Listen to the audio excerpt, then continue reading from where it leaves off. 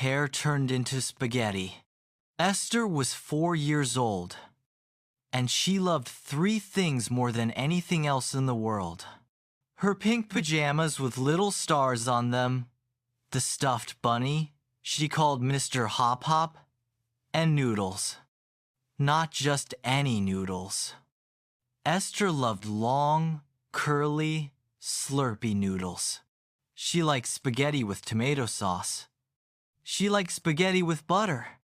She even liked spaghetti just plain twirling around her fork until it made a big wiggly tower.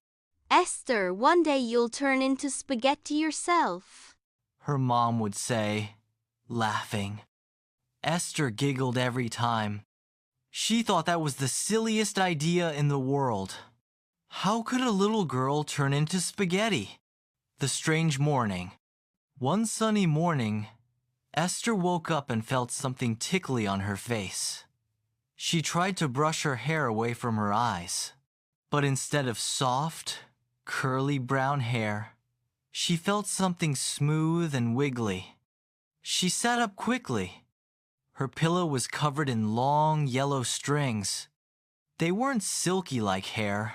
They were bendy, slippery, warm. Esther grabbed a handful and gasped. It wasn't hair at all. It was spaghetti. What? Esther squeaked. Her hair had turned into steaming noodles, spaghetti noodles, fresh and buttery. The first surprise. Esther jumped out of bed and ran to the mirror. She stared at herself. Her head was a big plate of pasta. She tugged gently at one strand. Slurp! It stretched, then snapped back into place. She twirled a piece around her finger. It twirled perfectly, just like on her fork. Mr. Hop Hop! Esther cried, holding up her stuffed bunny. Look at my hair! It's dinner! Mr. Hop Hop, of course, just stared with his stitched smile. Breakfast time. When Esther came to the kitchen, her mom nearly dropped the spoon she was holding. Esther, what happened to your hair?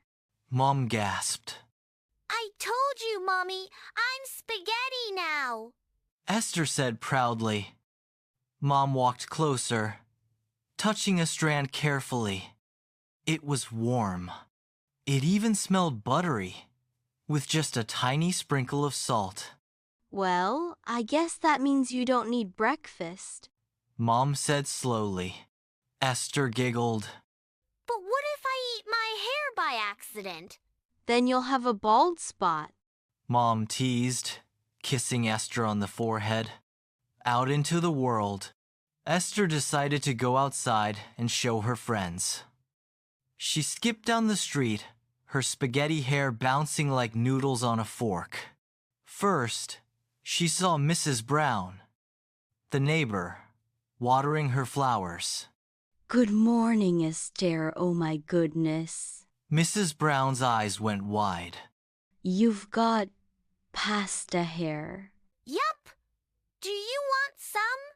There's plenty to share, Esther said cheerfully. Before Mrs. Brown could answer, a bird swooped down and tried to peck at Esther's hair. Shoo, birdie. This is my spaghetti, not yours. Esther waved her arms. The bird flew away, looking disappointed, meeting her friends. At the park, Esther's friends ran to her. Whoa, your hair looks yummy, Shouted Max. Can I try a piece? Asked Lily, licking her lips. Esther thought for a moment. She remembered how her mom always said sharing is kind. Okay. She said, carefully pulling a noodle from the side. She gave it to Lily. Lily took a bite. Wow, it's the best spaghetti ever. Soon, all the kids wanted a noodle. Esther giggled as she shared, one noodle at a time. But after a while, Her head felt lighter. Hey, don't eat it all up. I still need hair. The spaghetti problems. By afternoon, Esther realized spaghetti hair wasn't only fun, it was also tricky. When she tried to swing on the monkey bars, her noodles got tangled. When she slid down the slide, strands of spaghetti stuck to the slide and made a gooey mess. When she tried to draw with crayons, a noodle slipped over her eyes, and she accidentally colored outside the lines. Esther frowned. Maybe spaghetti hair isn't perfect after all. Then came the biggest problem of all. On her way home, a dog came running after her. Woof, woof! It jumped up, trying to grab her noodles. Egg. Esther squealed, running as fast as she could. But the dog kept chasing, sniffing, and barking. Finally, Esther's mom opened the door and shooed the dog away.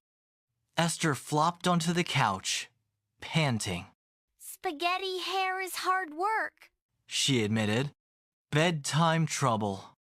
That night, Esther tried to brush her teeth, but spaghetti strands got in the way.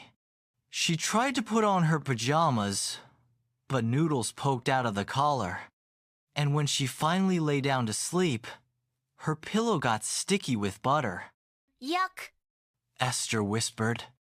She hugged Mr. Hop Hop tightly. I think I want my real hair back. A dreamy visitor. As Esther drifted to sleep, she heard a soft slurping sound. She opened her eyes just a little. There, sitting on her windowsill, was a lady in a dress made of basil leaves. She held a wand shaped like a fork. Who are you? Esther whispered. I am the pasta fairy. I gave you spaghetti hair today because I heard you love noodles so much, Said the little lady with a twinkle in her eye. I do. Esther admitted. But it's really hard. Birds want to eat it. Dogs chase me. My friends slurp it up, and it makes a big mess. The pasta fairy smiled kindly. Sometimes, Esther, even the things we love most aren't perfect when they take over our whole lives. Balance is important. What's balance? Esther asked. It means having a little of something you love, but not too much. Enough to make you happy without making it a problem. Esther nodded sleepily. So, maybe spaghetti is better on my plate than on my head? Exactly. Said the pasta fairy.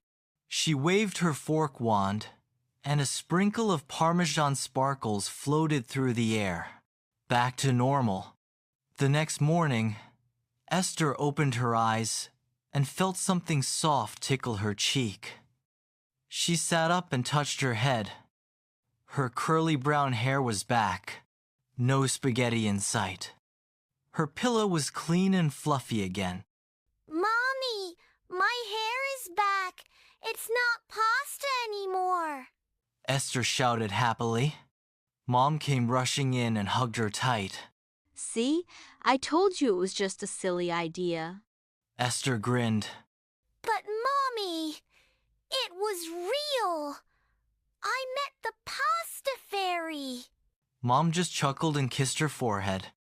The lesson. That evening, Esther had spaghetti for dinner. She twirled it carefully on her fork, smiling. I love spaghetti, but I love my hair too. I think I'll keep them separate. Her mom laughed. That sounds like a very smart plan. And Esther, with her shiny curls bouncing, took another happy bite of her favorite food on her plate, not on her head.